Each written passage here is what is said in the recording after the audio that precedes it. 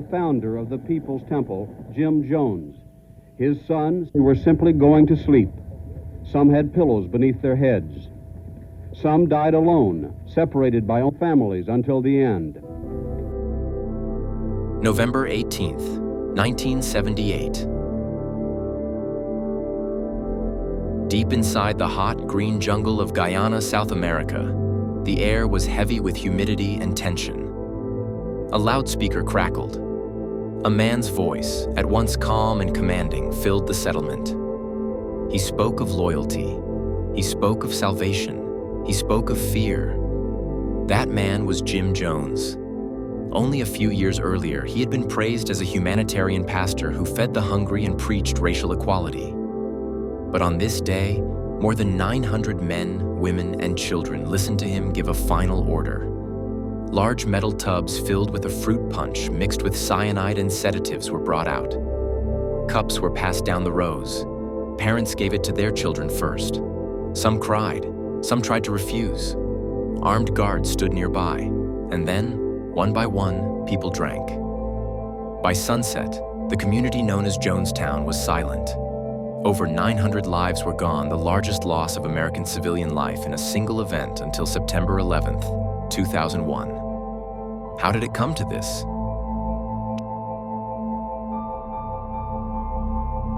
Jim Jones was born James Warren Jones on May 13th, 1931, in the small town of Crete, Indiana, during the Great Depression. His father, a disabled World War I veteran, was sickly and withdrawn. His mother worked long hours. Jim grew up poor, lonely, and searching for something bigger than himself. As a boy, he wandered from one church to another, Quaker, Nazarene, apostolic, fascinated by sermons and rituals. He learned how preachers moved a crowd, how words could make people cry or shout. He also noticed the divisions: black families sitting at the back, poor families ignored. By his teens, Jim was already practicing. He held funerals for dead animals, preaching over their bodies. He called himself an outcast and wore it as armor. This early hunger for attention and power shaped the man he would become. In 1949, just out of high school, Jim married Marceline Baldwin.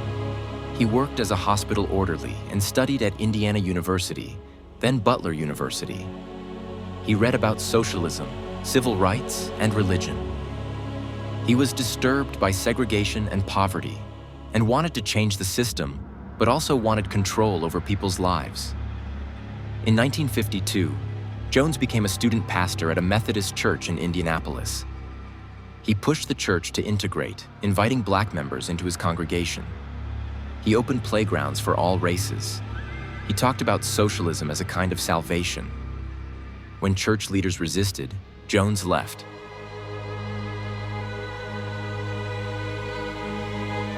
In 1955, he founded his own church, the People's Temple. It welcomed the poor, the marginalized, and the desperate. Services featured emotional faith healings, prophecy, and dramatic rituals. Jones became a powerful, magnetic speaker. To many, he looked like a modern prophet. By the early 1960s, Jones's influence expanded. He became head of the Human Rights Commission in Indianapolis, opened soup kitchens, and created homes for the elderly and mentally ill. Newspapers praised him. Politicians shook his hand. But behind the scenes, he demanded absolute loyalty. Temple members signed over their paychecks, homes, and even parental rights. He introduced communal living. Members pooled money and property, believing they were building a society of true equality. In the mid-1960s, Jones moved his congregation to Redwood Valley, California. He said it was to escape nuclear war and racism. He brought along his large, diverse family: white, black, Native American, adopted children, and biological ones, to prove his commitment to racial unity. In California, Jones built even more influence. He opened churches in San Francisco and Los Angeles, fed thousands of people, helped the homeless, and courted politicians. His followers organized protests, ran free clinics, and helped the poor. He was photographed with city officials and celebrities. Yet cracks widened. Former members claimed that Jones staged healings, faked miracles, and punished doubters. He discouraged members from seeing doctors, claiming he could heal them himself. People who questioned him were humiliated publicly or separated from their families. Jones began surrounding himself with armed guards.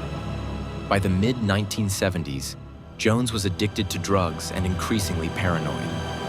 He told his followers the government and the CIA were plotting to destroy them. He preached that death was better than capture. He introduced White Nights emergency drills where followers practiced mass suicide with what they were told was poison. This trained people to obey and to see suicide as a form of revolutionary protest. In 1977, facing media investigations and lawsuits, Jones moved more than 1,000 of his followers to a remote part of Guyana in South America. They built a settlement called Jonestown, carved out of the jungle. At first, it seemed like a fresh start. Houses, a school, farmland. But conditions soon became harsh. Food was scarce, workdays were long, and armed guards patrolled the perimeter. Members' passports and money were taken. Letters home were censored. People who tried to leave were threatened. Jones now used loudspeakers to broadcast his voice day and night. He compared himself to God. He warned that traitors would be punished. He repeated that the outside world was full of enemies. In November 1978, U.S. Congressman Leo Ryan flew to Guyana to investigate reports of abuse. Journalists and concerned relatives went with him. At first, the visit seemed friendly, but soon several members begged Ryan to take them back to the U.S. As Ryan and the defectors prepared to leave from a nearby airstrip, they were ambushed by gunmen from the People's Temple. Ryan and 4 others were killed. This was the breaking point. Back in Jonestown, Jones gathered his followers in the central pavilion. He told them it was time for revolutionary suicide to die rather than be captured and tortured. Large vats of fruit punch mixed with cyanide and sedatives were brought out. Parents gave it to their children first. Some resisted, but were forced. Armed guards watched. The recording of this event, known as the death tape, captures Jones urging people to drink. Cries and screams can be heard in the background. By the end of the day, more than 900 people, including over 300 children, were dead. Jim Jones was found with a gunshot wound to the head, likely self-inflicted. When news broke, the world was horrified.